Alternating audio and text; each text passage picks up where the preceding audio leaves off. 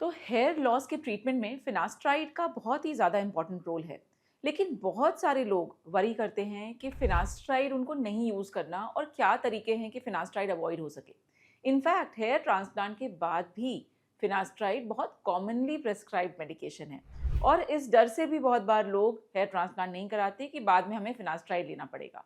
तो इस वीडियो में जानते हैं कि क्या वो 5 सिचुएशंस हैं जिसमें फिनास्ट्राइड लेना अवॉइड हो सकता है और उसके बाद भी आपके हेयर ट्रांसप्लांट का रिजल्ट बहुत अच्छा रहेगा। अब पहले तो आते हैं इस बात पे कि आखिर ये फिनास्ट्राइड है क्या? फिनास्ट्राइड का रोल इतना इम्पोर्टेंट क्यों है आखिर हेयर लॉस के कंट्रोल में? तो एक हार्मोन है जिसको कि हम कहते हैं 5 अल्फा रिडक्टेज। ये क्या करती है कि टेस्टोस्टेरोन को उसके एक्टिव फॉर्म डाइहाइड्रोटेस्टोस्टेरोन में बदलती है।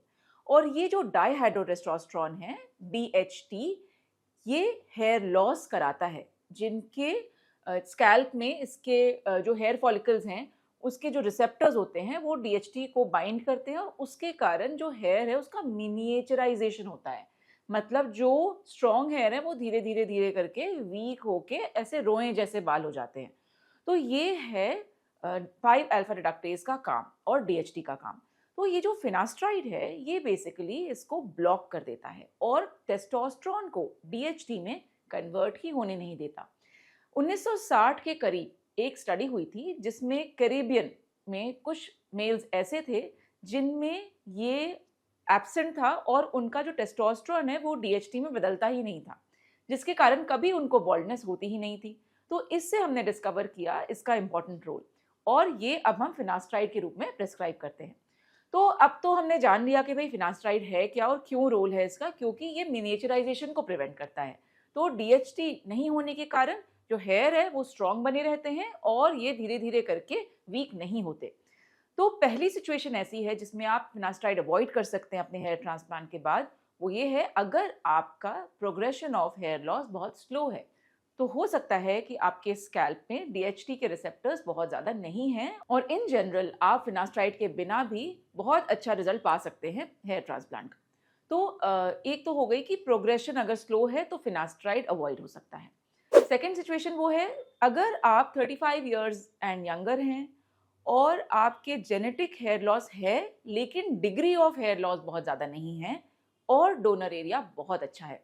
मैं बहुत सारे पेशेंट से मिलती हूँ जिनके कि बैक ऑफ स्कैल्प में बहुत अच्छी क्वालिटी के हेयर होते हैं।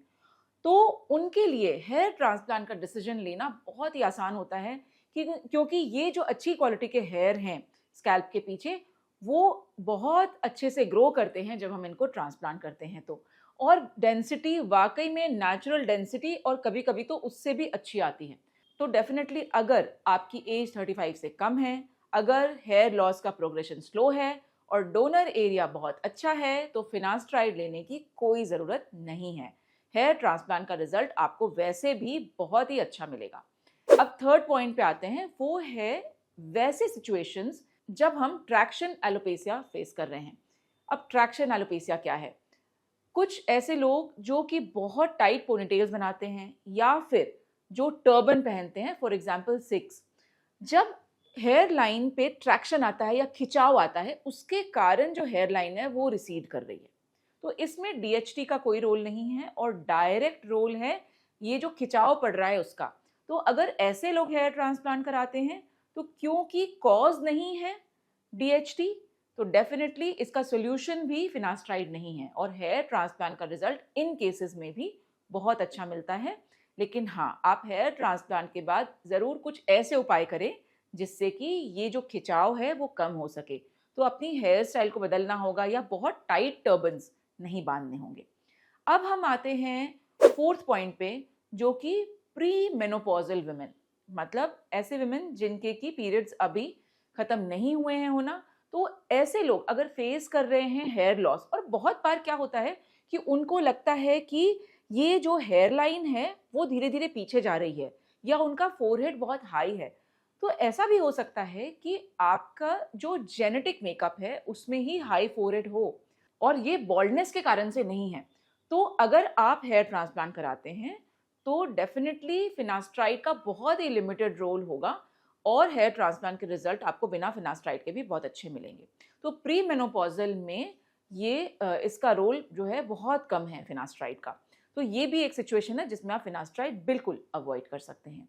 अब फिफ्थ पॉइंट ये है कि जब हम बॉडी हेयर और बेयर्ड के हेयर यूज कर रहे हैं हेयर ट्रांसप्लांट में, तो फिनास्ट्राइड का रोल बहुत ही कम है। अब ऐसा क्यों?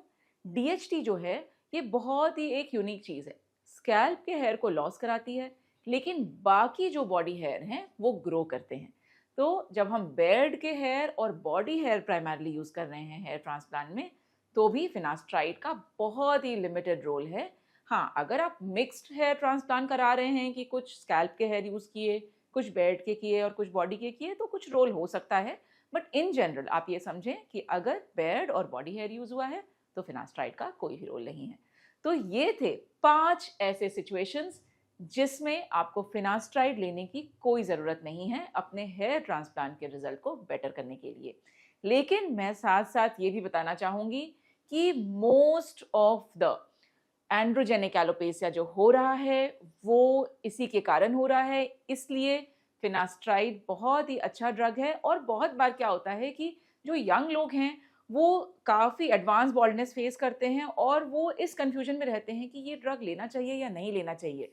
तो अगर आप नॉन सर्जिकल थेरेपी देख रहे हैं तो डेफिनेटली ये अनअवॉइडेबल हो सकता है। और जो मैजिकल रिजल्ट्स हैं बिना सर्जरी के हेयर ट्रांसप्लांट के, वो फिनास्ट्राइड से आते हैं। तो फिनास्ट्राइड का तो डेफिनेटली इंपॉर्टेंट रोल है ही। और अगर आप एक्सपर्ट्स की सलाह मान के इस ड्रग को लेते हैं और अगर आप उनके एडवाइस फॉलो करते हैं कि कब स्विच ऑन करना है, कब स्विच ऑफ करना है, तो इसके कोई भी विजिबल साइड इफेक्ट्स नहीं होते। तो अगर आप उन लोगों में से हैं जो एक्सट्रीम हेयर लॉस फेस कर रहे हैं और ये सोच रहे हैं कि क्या रास्ता ठीक रहेगा, तो मेरी टीम मौजूद है आपके हेल्प के लिए। आप कमेंट बॉक्स में लिखें हेयर लॉस और अपना नंबर भी आप डाल सकते हैं। हमारे नंबर्स मौजूद हैं डिस्क्रिप्शन बॉक्स में। आप हमारी टीम से कॉन्टैक्ट कीजिए and they are ready to help you. Thank you for watching.